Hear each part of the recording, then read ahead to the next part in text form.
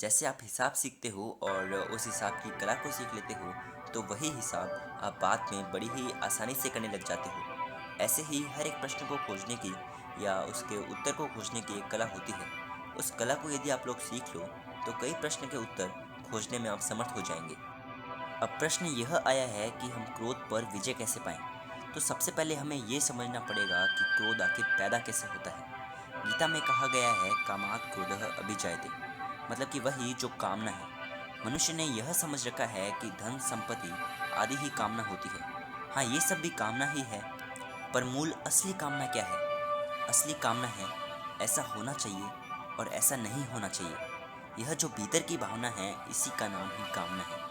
आप पहले ये पकड़ लेते हो कि ऐसा होना चाहिए, और जब वह नहीं होगा तो गुस्सा आ जाएगा, और कोई वैसा नहीं करेगा तब भी गुस्सा आ जाता है, जो कि स्वाभाविक है। और उससे कोई विपरीत कहेगा तब भी गुस्सा आ जाता है। ऐसा होना चाहिए और ऐसा नहीं होना चाहिए, यही क्रोध का खास कारण है। क्रोध को काबू करने के लिए उसे पहचानने की ज़रूरत होती है। लोगों को टाइप ए और टाइप बी पर्सनैलिटी के आधार पर पहचानें। टाइप ए पर्सनैलिटी के लोग वे लोग होते हैं जिनकी किसी वस्तु को प्राप्त करने की इच्छा बहुत ज़्यादा होती है। ऐसे लोगों को गुस्सा बहुत जल्दी आता है और वह जल्दी ही अपना धैर्य खो बैठते हैं। गुस्से का हमारे स्वास्थ्य पर बहुत ही बुरा प्रभाव पड़ता है। जैसे ग्रोथ में कमी। जो बच्चे ज़्यादा गुस्सा करते हैं, उसका सीधा असर उनकी ग्रोथ पर पड़ता है। हमेशा चिड़चिड़ा रहने की वजह से बच्चा प्रॉपर हाइट नहीं ग्रो कर पाता। नींद पर बुरा असर।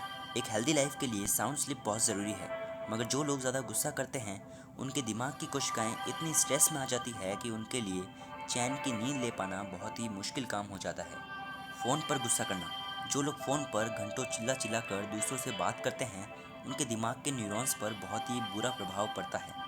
मोबाइल फ़ोन की खतरनाक वाइब्रेशंस दिमाग के न्यूरॉन्स को सुन्न करने का काम करती है, जिस वजह से व्यक्ति के सोचने और समझने की शक्ति भी कमज़ोर हो जाती है। दिमाग पर असर। क्रोध आने पर ब्रेन में ऐसे केमिकल रिलीज होते हैं जिनका शरीर और मन पर बहुत ही बुरा प्रभाव पड़ता है। जो लोग ज़्यादा गुस्सा करते हैं, उनमें ब्रेन स्ट्रोक के चांसेस बढ़ने की भी संभावना रहती है। ब्लड प्रेशर का बढ़ना। जब हम किसी बात को लेकर बहुत जल्दी रिएक्ट करने लगते हैं, तो धीरे धीरे हमारे शरीर में रक्त का प्रभाव तेज़ी से होने लगता है, जो आगे चलकर हाई बीपी की बीमारी को जन्म देता है। सोचने की शक्ति का कमज़ोर होना।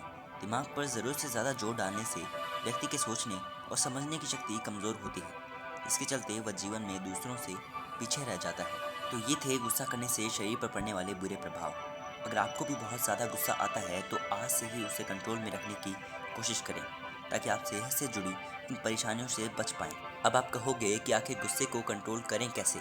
कहना बहुत ही आसान है, लेकिन करना बहुत ही मुश्किल है।